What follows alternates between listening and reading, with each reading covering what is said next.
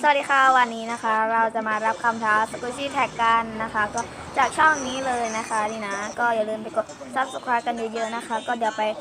ดูกันเลยนี่นะคะจะเป็นแท็กที่เขาท้ามานะคะชื่อแท็กนะคะว่าแตงสกูชี่แท็กนะคะแต่เราลืมเขียนคำว่าแท็กนะท้ามาด้วยกัน10 ข้อนะคะก็เดี๋ยวไปดูกันเลยข้อที่1นะคะสกูชี่ที่คิดว่าเหมือนตัวเองนี่นะคะเป็นตัวนี้นะคะ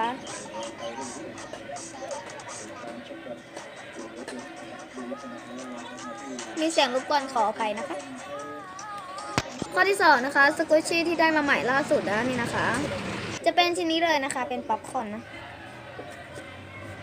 คือแบบได้มาแล้วก็แบบมันได้รีวิวให้ดูนะคะก็เลยแบบรีวิวตอนสกูชี่คอลเลคชันนะคะนี่นะ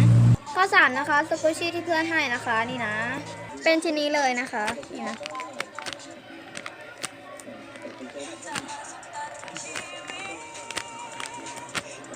ข้อ4นะคะสกูชี่แบรนด์คิวตี้นะคะ1ชิ้นนะนี่นะคะจะเป็นชิ้นนี้เลยนะคะ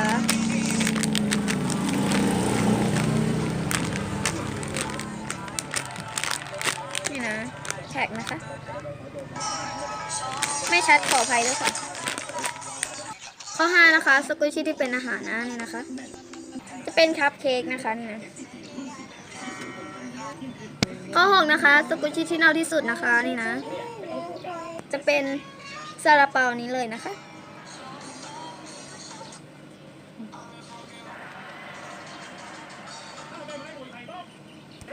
ข้อ7นะคะสกูชี่ที่แพงที่สุดนะคะนี่น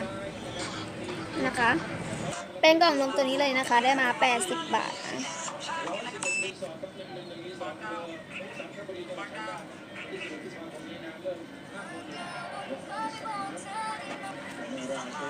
ข้อ8นะคะสกูชี่ที่เหมือนแม่นะคะนี่นะคะจะเป็นแพนด้าบันนะ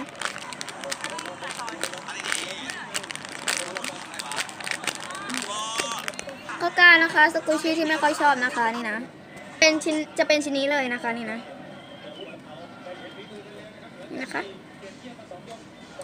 ก็ที่ไม่ชอบก็คือมันแบบไม่ค่อยสโลว์อ่ะ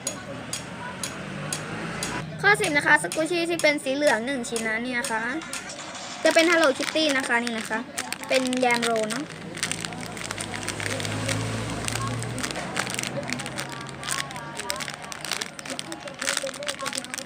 โอเคค่ะสำหรับคลิปนี้นะคะถ้าใครชอบอย่าลืมกดไลค์กด subscribe ด้วยนะคะก็อย่าลืมไปกด subscribe ช่องโบโบสกูชี่ด้วยนะคะบ๊ายบาย